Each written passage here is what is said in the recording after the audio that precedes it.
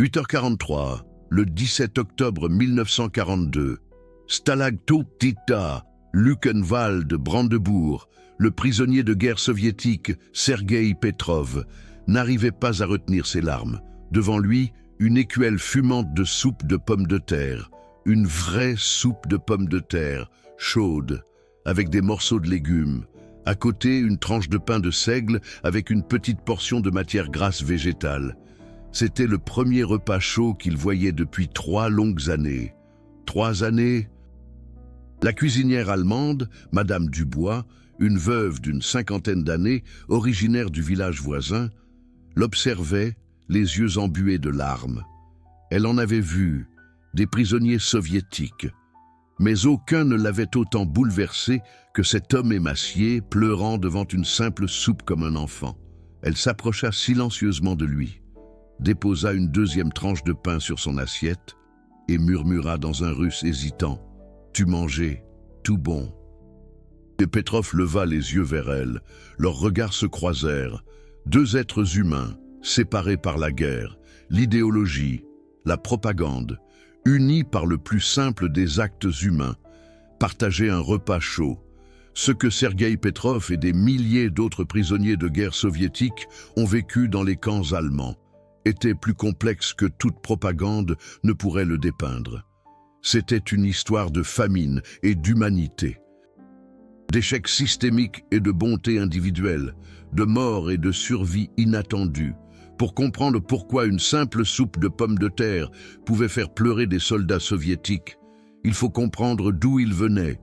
L'Union soviétique, de la fin des années 1930 et du début des années 1940, était un pays de famine. La collectivisation avait tué des millions de personnes. Les purges avaient déchiré la société. Nombreux étaient des soldats soviétiques qui n'avaient connu que la misère depuis leur enfance. Sergueï Petrov était né en 1920 dans un village près de Smolensk. Son premier souvenir, la famine de 1933.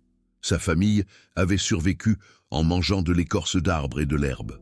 Son petit frère était mort, sa sœur était morte. Lui avait survécu, mais la faim l'avait marqué à jamais. Lorsque la guerre éclata en 1941, Petrov avait 21 ans. L'armée rouge lui donnait 100 grammes de pain par jour, parfois quand il y avait du ravitaillement. Ce qui était rare, il avait appris à vivre avec la faim, c'était normal. C'était la vie soviétique. Puis vint la capture. Juillet 1942, près de Kharkov, l'unité de Petrov était encerclée. Plus de munitions, pas de nourriture depuis 5 jours. Ils se rendirent. Les premières semaines de captivité allemande furent un cauchemar. Des dizaines de milliers de prisonniers, presque pas de vivres, beaucoup moururent. Petrov survécut en mangeant de l'herbe. Encore une fois, mais ensuite, il fut transféré en Allemagne, au Stalag 3A. Et là, l'impossible se produisit. On lui donna à manger, pas beaucoup, pas assez, mais régulièrement, quotidiennement. Soupe de pommes de terre, pain de seigle, parfois un morceau de saucisse. Pour les standards soviétiques, c'était un festin. La réalité était compliquée. La politique allemande officielle envers les prisonniers soviétiques était brutale. Ils étaient considérés comme des sous-hommes, non protégés par la Convention de Genève, car l'Union soviétique ne l'avait pas signée. Des millions moururent, mais dans certains camps, avec des commandants et des gardes individuels, la situation était différente. L'humanité trouvait des chemins. Le commandant Henri Lambert, le commandant du Stalag 3A, était un ancien officier de la Wehrmacht, pas un nazi. Il avait combattu pendant la Première Guerre mondiale, avait lui-même été prisonnier de guerre en France. Il connaissait la faim, il connaissait le désespoir. Lorsque les premiers prisonniers soviétiques arrivèrent en 1941, à moitié affamés, plus morts que vivants, Lambert prit une décision. Il ferait ce qu'il pouvait. Les rations officielles pour les prisonniers soviétiques étaient une sentence de mort par famine, 1200 calories par jour. Lambert trouva des moyens d'augmenter cela. Il organisa du travail pour les prisonniers chez les agriculteurs locaux. Les agriculteurs donnaient de la nourriture supplémentaire, officieusement, contre les règles. Madame Dubois, la cuisinière du camp, était son alliée secrète. Son mari était tombé en Russie en 1941. On aurait pu s'attendre à ce qu'elle haïsse les Russes. Au lieu de cela, elle voyait en chaque prisonnier soviétique affamé son propre fils, qui pouvait souffrir de la faim quelque part. Elle cuisinait avec ce qu'elle avait, mais elle cuisinait avec amour. Elle épaississait la soupe quand les gardes ne regardaient pas. Elle glissait des morceaux de pain supplémentaires dans les poches des plus faibles. Elle risquait la punition, voire la prison. Un jour, Petrov lui demanda « Pourquoi nous aidez-vous? Nous sommes vos ennemis. » Madame Dubois répondit « La faim ne connaît pas de nationalité. Mon fils est quelque part là-bas. J'espère que quelqu'un lui donnera à manger s'il a faim. » La scène qui se déroulait chaque jour dans la cuisine du camp était surréaliste. Des prisonniers soviétiques, élevés avec la propagande sur les Allemands barbares, étaient nourris par des femmes allemandes qui avaient perdu leur propre fils dans la guerre contre l'Union soviétique. Le soldat Ivan Kovalenko écrivit plus tard « Je ne comprenais plus le monde. Les femmes allemandes qui nous nourrissaient pleuraient en nous voyant. Elles nous caressaient la tête comme leurs propres enfants. Elles murmuraient des prières pour nous, les ennemis. » La soupe de pommes de terre devint un symbole. Pour les prisonniers soviétiques, c'était plus que de la nourriture. C'était la preuve qu'ils étaient encore des êtres humains, que quelqu'un se souciait d'eux, qu'ils n'étaient pas oubliés. Chaque matin à 6 heures, Madame Dubois commençait à cuisiner 1000 portions de soupe, 1000 tranches de pain. Pour 1000 hommes affamés, elle en connaissait beaucoup par leurs noms. Sergueï, Ivan, Nikolaï, Pavel. Elle apprenait des mots russes. Chleb pour pain, spasibo pour merci. Ils devinrent ces mots d'humanité. Nikolaï Fedorov, un professeur de Leningrad, aidait dans la cuisine. Il épluchait les pommes de terre. Pendant des heures, jour après jour, Madame Dubois lui apprenait l'allemand.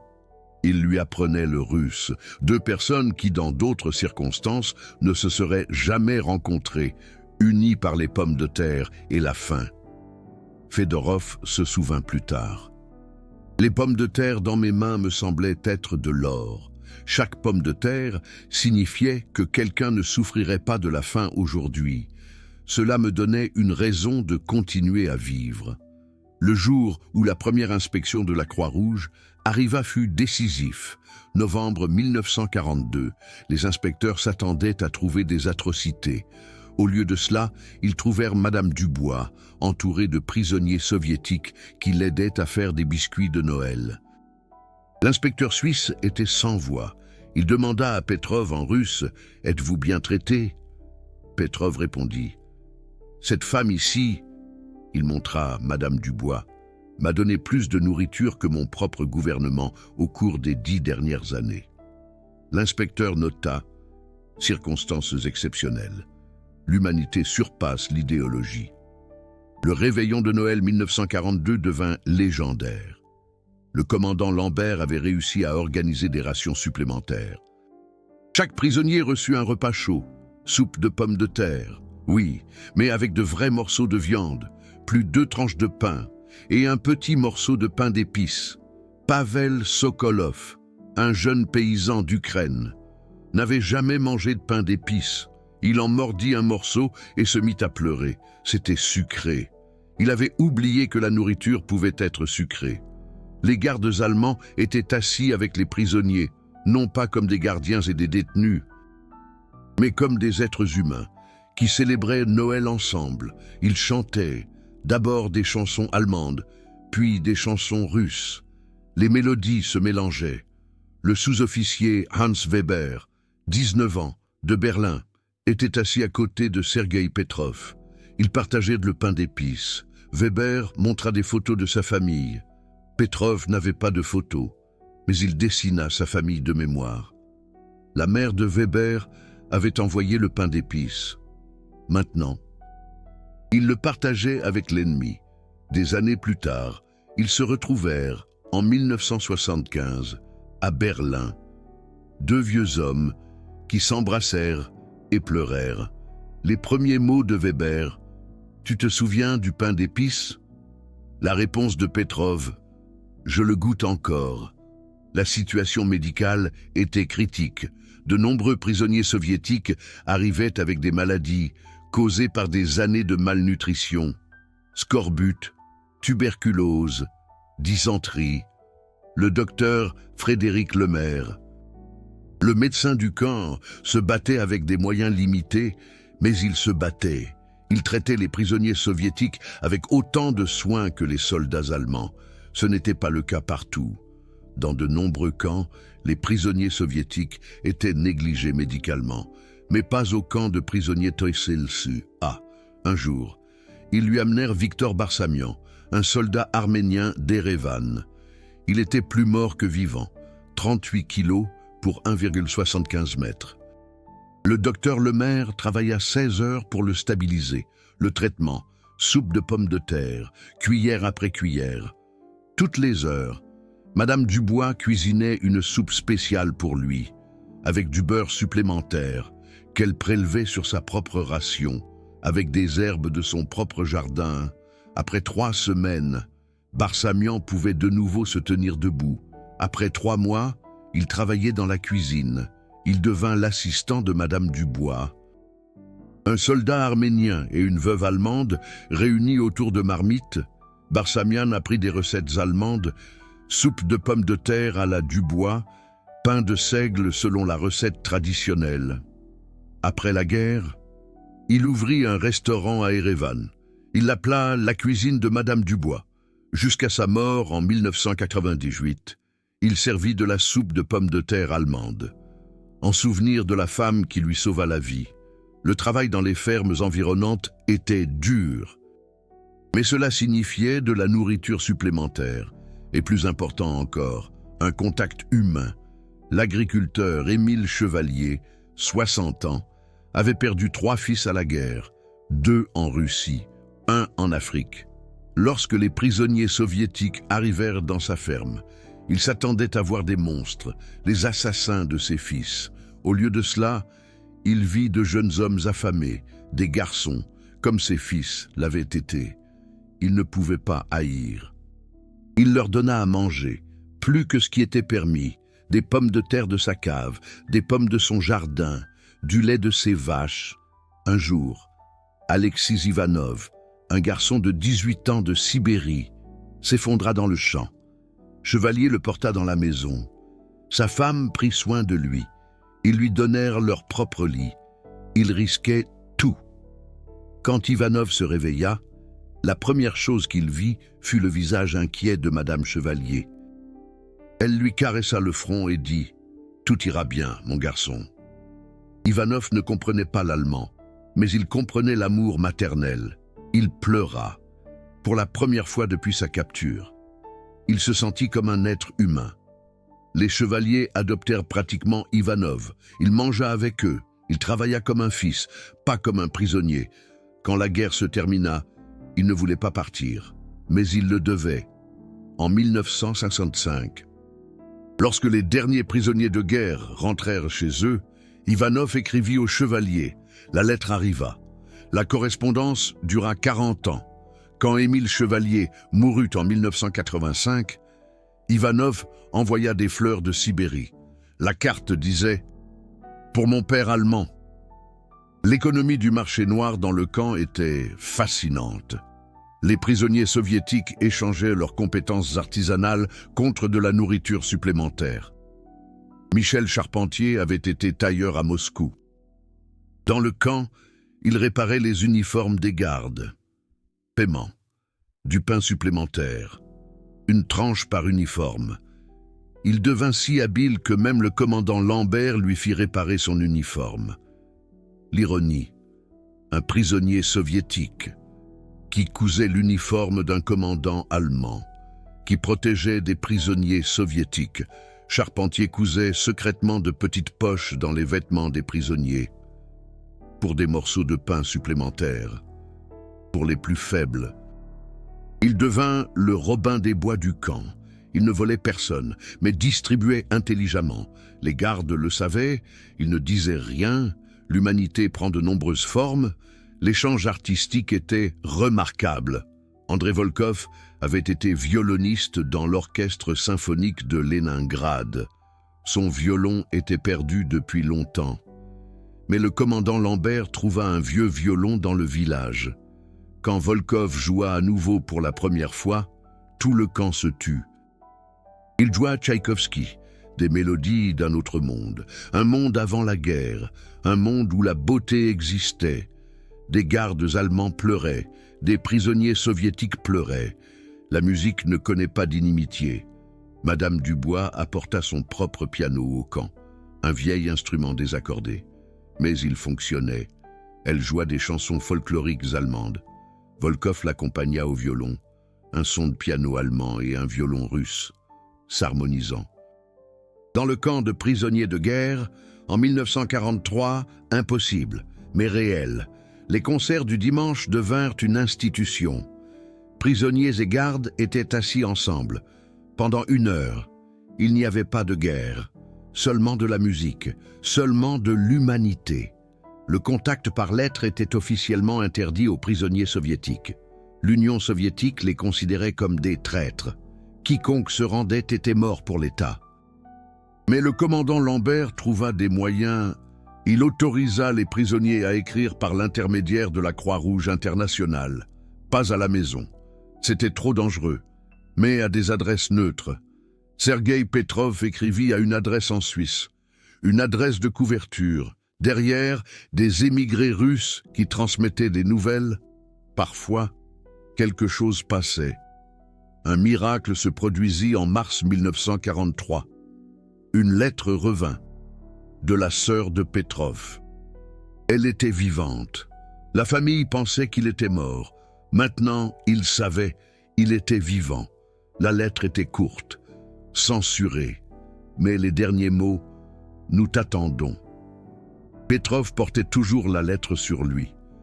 Quand la faim devenait trop forte, il la lisait. « Nous t'attendons ».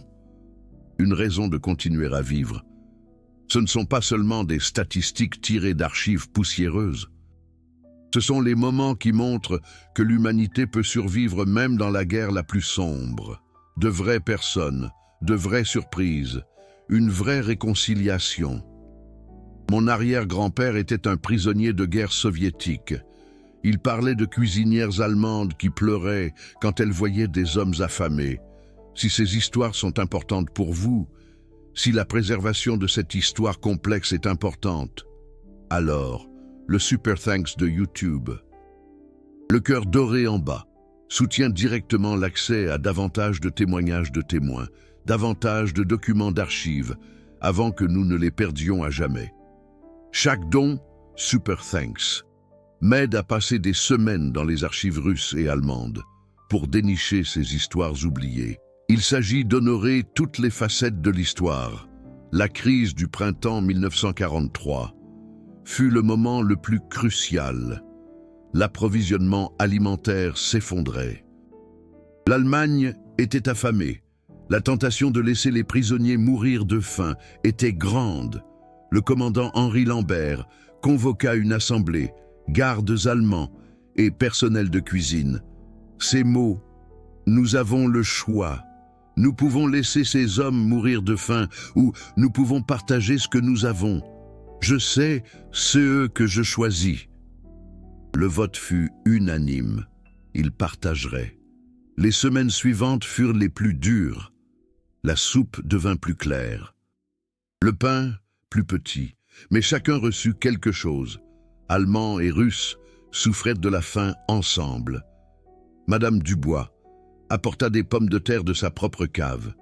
Des gardes apportèrent des légumes de leur jardin. Des fermiers donnèrent ce qu'ils pouvaient. Cela suffit.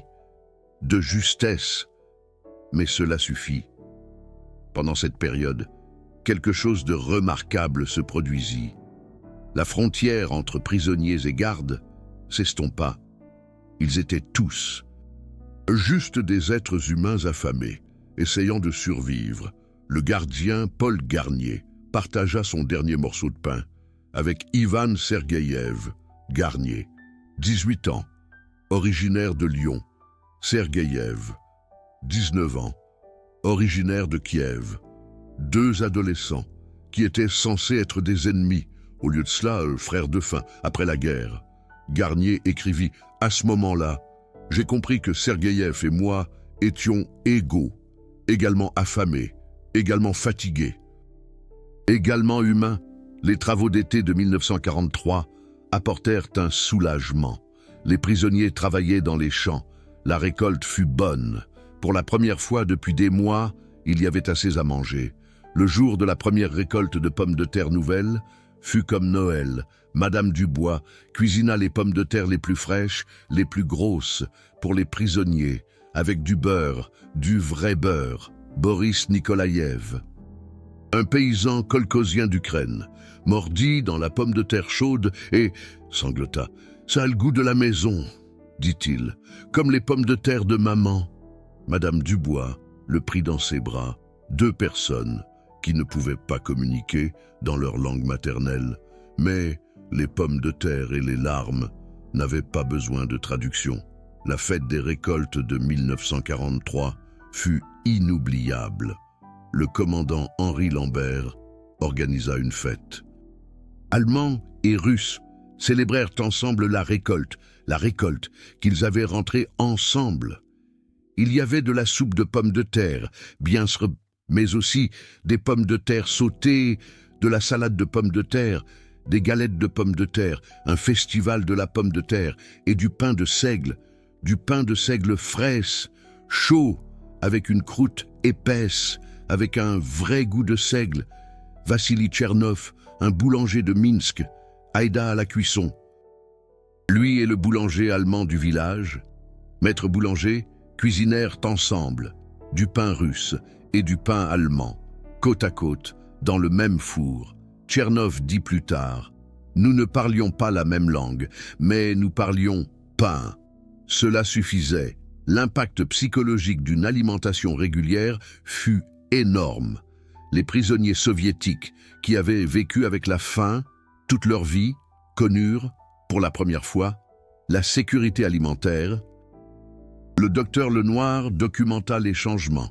Après 6 mois d'alimentation régulière, non seulement la santé physique, mais aussi la santé mentale s'améliorèrent de manière dramatique. Le taux de suicide tomba à presque 0. Les prisonniers commencèrent à faire des projets d'avenir. Ils crurent à nouveau à la survie. Sergueï Petrov écrivit dans son journal « Pour la première fois de ma vie, je sais que je mangerai demain. Cette connaissance change tout. Je peux penser à demain, à après-demain, à après la guerre. » Les malentendus culturels étaient parfois comiques. Lorsque Madame Dubois servit de la choucroute pour la première fois, de nombreux Russes refusèrent d'en manger. « Du chou pourri », murmurèrent-ils. Mais ensuite, ils y goûtèrent, avec des pommes de terre, avec de la saucisse. Les opinions changèrent rapidement, inversement, lorsque les Russes firent du kvass à partir de restes de pain. Les Allemands furent sceptiques, du pain fermenté comme boisson, mais pendant les chaudes journées d'été, les gardes essayèrent et aimèrent ça. Échange culturel, par la nourriture, le langage le plus universel. Le réveillon de Noël 1943 dépassa toutes les attentes. Le commandant Henri Lambert avait accompli un miracle. Chaque prisonnier reçut une grande portion de soupe de pommes de terre avec de vrais morceaux de viande, 3 tranches de pain de seigle, un morceau de saucisse, une pomme et 2 pains d'épices. Pour les normes allemandes de 1943, c'était exceptionnel. Pour les prisonniers soviétiques, c'était inimaginable. Alexandre Dmitriev, un officier de Stalingrad, se leva et prononça un discours. En russe, traduit par Nicolas Fedorov, « Nous sommes venus en ennemis, nous avons été traités comme des êtres humains. Madame Dubois, commandant Henri Lambert, tous ici. Ils nous ont donné plus que de la nourriture. Ils nous ont rendu notre dignité. Nous n'oublierons jamais cela. Quand cette guerre insensée prendra fin, nous nous souviendrons qu'il y avait des Allemands qui nous ont donné de la soupe de pommes de terre quand nous avions faim, qui nous ont montré de l'humanité quand le monde était inhumain. Silence, puis applaudissements, des Allemands et des Russes. Le commandant Henri Lambert répondit « Nous sommes tous prisonniers de cette guerre, mais ici, en ce moment, nous sommes libres. Libres d'être des êtres humains, libres de partager, libres de nous respecter les uns les autres. » Ils trinquèrent, avec du thé, avec du kva, avec tout ce qu'ils avaient, des ennemis qui fêtaient Noël ensemble, en 1943, au milieu de la guerre la plus brutale de l'histoire. La nouvelle année 1944 apporta de nouveaux défis. Les Alliés bombardaient l'Allemagne, le front se rapprochait. L'approvisionnement devint encore plus difficile, mais la routine tenaillite. Chaque matin, Madame Dubois cuisinait de la soupe de pommes de terre. Chaque jour, les prisonniers recevaient leur pain de seigle. Lorsque les premiers bombardiers américains survolèrent le camp, la peur était grande. Les prisonniers auraient pu jubiler, se rebeller. Au lieu de cela, les prisonniers soviétiques aidèrent à construire des tranchées pour se protéger des bombes. Pour tous. Allemands et Russes chercheraient un abri ensemble lorsque la première bombe tomba à proximité. Le commandant Henri Lambert et Sergueï Petrov étaient assis dans la même tranchée. Deux officiers d'armées différentes, même peur. La pénurie alimentaire devint critique, mais ils continuèrent à partager. La soupe devint plus claire, mais chacun reçut sa portion. Un jour, un prisonnier nommé Yuri Orlov apporta une corneille morte. Il l'avait attrapée. Madame Dubois la regarda, puis le regarda lui, puis elle prit la corneille et la fit cuire dans la soupe. « De la viande, c'est de la viande, dit-elle. Nous ne gaspillons rien. » La soupe de corneille devint une légende. Personne ne se plaignit. Tout le monde mangea. Ensemble, le printemps 1944 apporta de l'espoir. Les prisonniers plantèrent à nouveau des légumes, des jardins plus grands. Cette fois, chaque mètre carré disponible fut utilisé. Allemands et Russes travaillèrent côte à côte. Ils plantèrent des pommes de terre, bien sûr, mais aussi du chou, des betteraves, des carottes.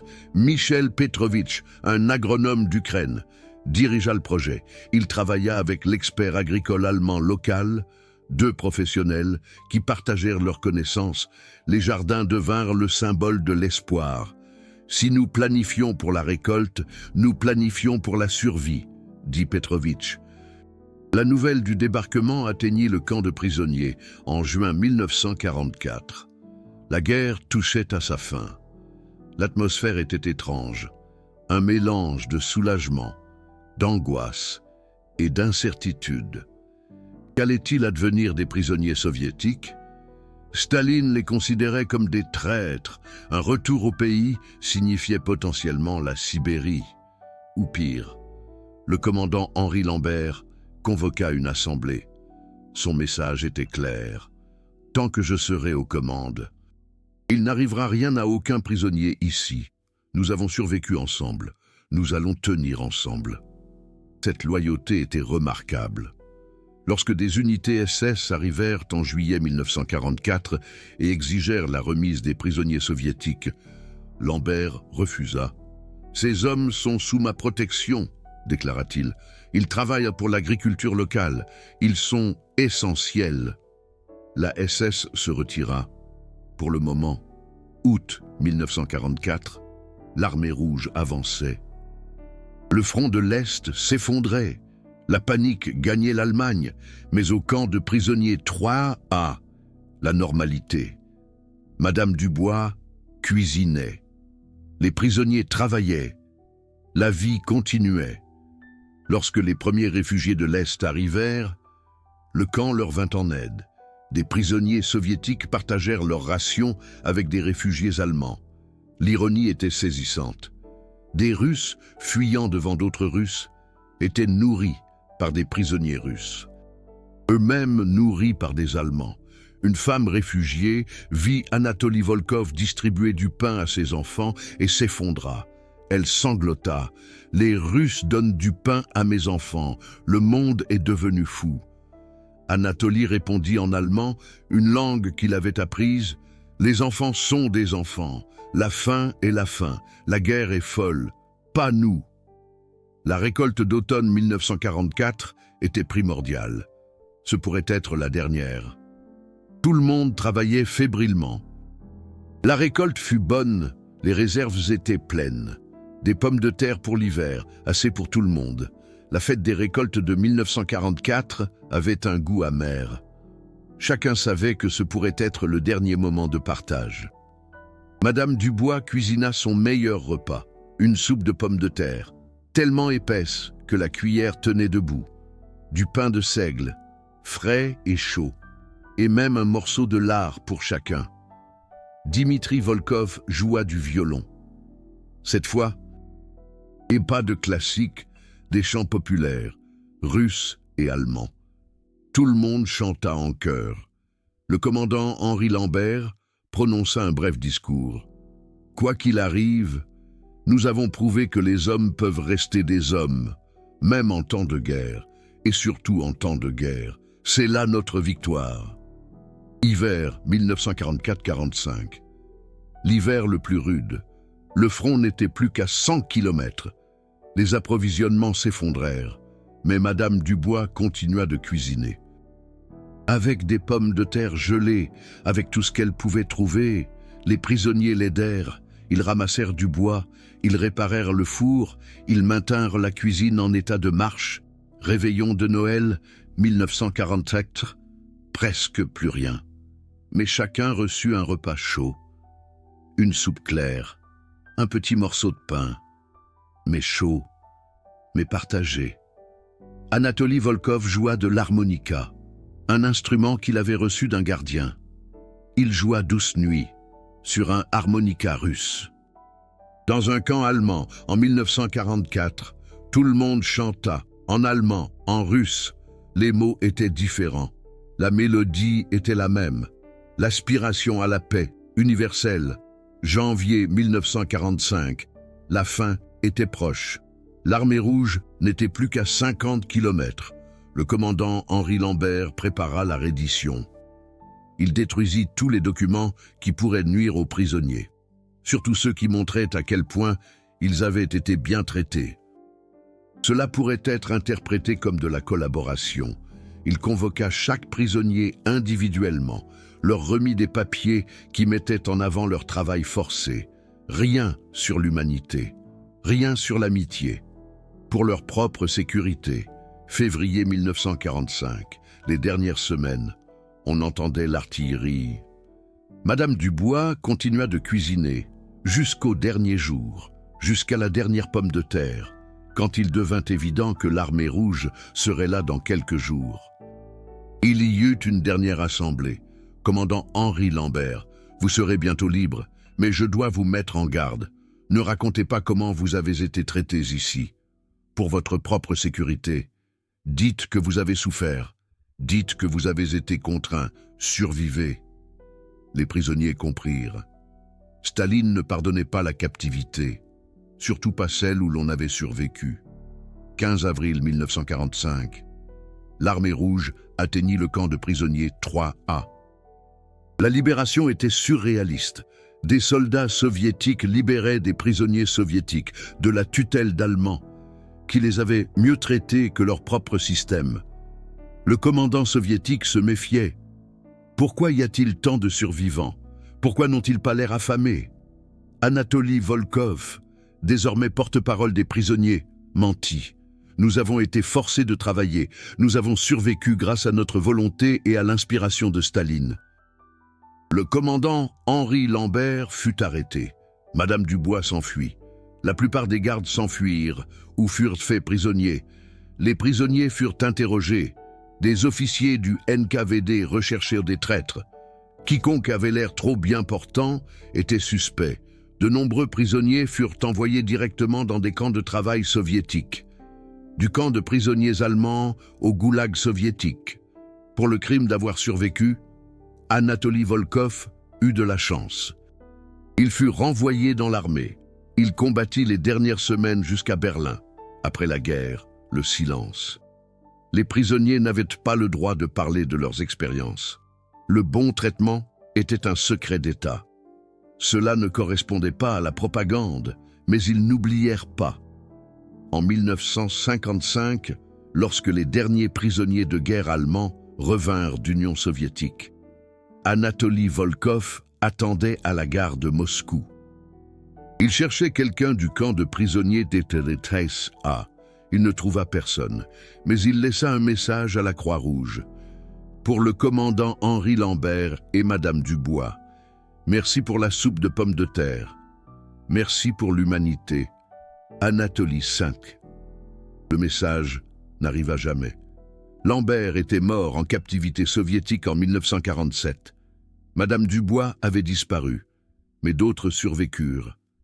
Georges Weber, le jeune gardien, Claude Fischer, Paul Schmitt, le fermier, en 1965. 20 ans après la fin de la guerre, il y eut une rencontre secrète, à Vienne, en terrain neutre.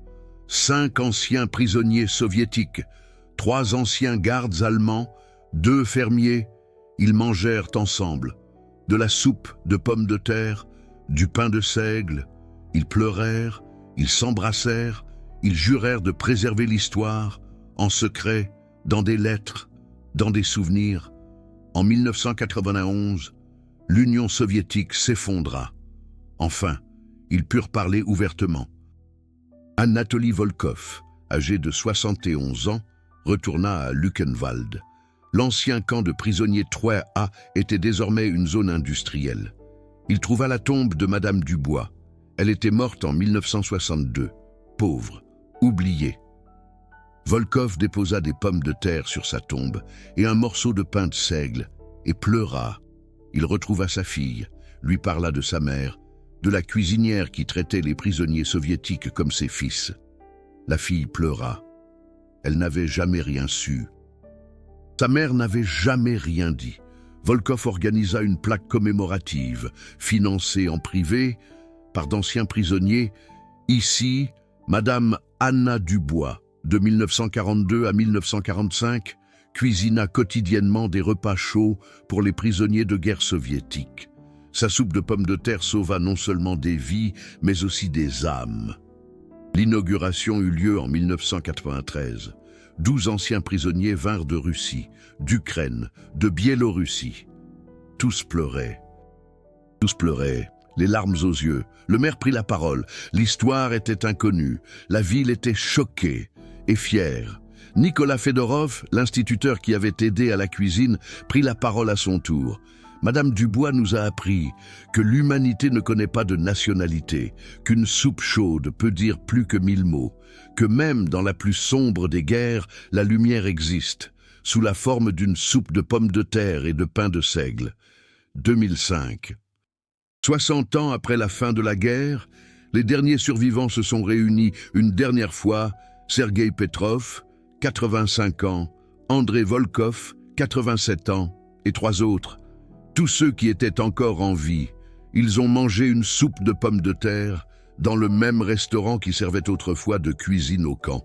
Le journal local en a parlé. L'histoire a enfin été racontée, entièrement. Qu'est-ce qui vous a le plus touché? Mes spectateurs ont partagé d'incroyables histoires de famille, des grands-pères arrivés affamés dans des camps et sauvés par une soupe de pommes de terre allemande.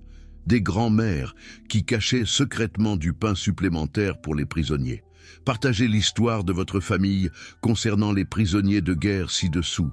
Chaque commentaire est un fragment d'histoire que nous sauvons ensemble. Assurons-nous que ces histoires complexes nous survivent à tous. Aujourd'hui, il existe un petit musée, des photos de Madame Dubois dans sa cuisine, des lettres de prisonniers, des recettes, la recette de sa soupe de pommes de terre. Des visiteurs viennent, des Allemands et des Russes. Il tire des leçons d'une époque où des ennemis sont devenus des amis grâce à des pommes de terre et du pain. 2015. Sergueï Petrov est mort, à 95 ans.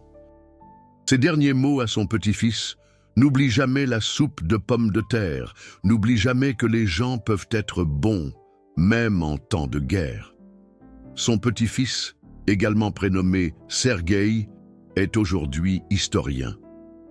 Il étudie l'histoire des prisonniers de guerre soviétiques, la vraie histoire, pas la propagande. Il a trouvé des documents, des lettres, des journaux intimes. L'histoire du camp de prisonniers 3A n'était pas un cas isolé. Il y avait d'autres camps, d'autres Madame Dubois, d'autres commandants Henri Lambert. Pas beaucoup, mais suffisamment pour montrer que l'humanité survit, même dans les pires circonstances. La soupe de pommes de terre est devenue un symbole de survie, d'humanité, de la force de la simple bonté. À Luckenwalde, il y a aujourd'hui une fête annuelle de la pomme de terre. Le 17 octobre, le jour où Sergueï Petrov a reçu son premier repas chaud en 1942. Des chefs allemands et russes cuisinent ensemble. La soupe de pommes de terre selon la recette de Madame Dubois, le pain de seigle selon la méthode traditionnelle, les gens mangent ensemble. Des Allemands, des Russes, des Ukrainiens, des Polonais, tout le monde, ils se souviennent d'une époque où une simple soupe faisait la différence entre la mort et la vie, entre le désespoir et l'espoir, entre la haine et l'humanité. L'histoire de Madame Dubois et de ses prisonniers soviétiques est plus qu'une histoire de guerre, c'est une histoire sur le pouvoir de la bonté, sur le courage de rester humain, sur le langage universel de la nourriture. Chaque pomme de terre que Madame Dubois épluchait était un acte de résistance, résistance contre la déshumanisation, résistance contre la haine, résistance contre la logique de la guerre. Chaque tranche de pain de seigle était une déclaration. Que les gens sont des gens, que la faim ne connaît pas d'uniforme, que la compassion est plus forte que la propagande. Les prisonniers soviétiques qui pleuraient en mangeant leur premier repas chaud nous ont appris quelque chose d'important, que la gratitude n'est pas une faiblesse, que les larmes d'émotion témoignent de la force, que l'humanité doit être reconnue et appréciée. Le commandant Henri Lambert, qui a risqué sa carrière et sa vie pour protéger les prisonniers, a montré que l'honneur ne réside pas dans l'obéissance aveugle, mais dans la décision de faire ce qui est juste. Les gardes qui partageaient leur nourriture, les paysans qui aidaient, les villageois qui fermaient les yeux quand les règles étaient enfreintes, tous ont montré que le courage individuel permet la survie collective. Cette histoire les honore tous, les anonymes, les oubliés, ceux qui ont choisi d'être humains. Elle nous rappelle que dans chaque conflit, dans chaque crise, nous avons un choix. Nous pouvons choisir de haïr ou nous pouvons choisir d'aider. Nous pouvons choisir de détruire ou nous pouvons choisir de nourrir. Madame Dubois a choisi de nourrir avec de la soupe de pommes de terre, avec du pain de seigle, avec de l'humanité. Et ce choix a résonné à travers les générations, a inspiré la réconciliation, a créé la compréhension, a construit des ponts. Aujourd'hui, dans un monde plein de conflits, son histoire est plus pertinente que jamais. Elle nous rappelle que derrière chaque ennemi se trouve un être humain, affamé, fatigué, aspirant à rentrer chez lui.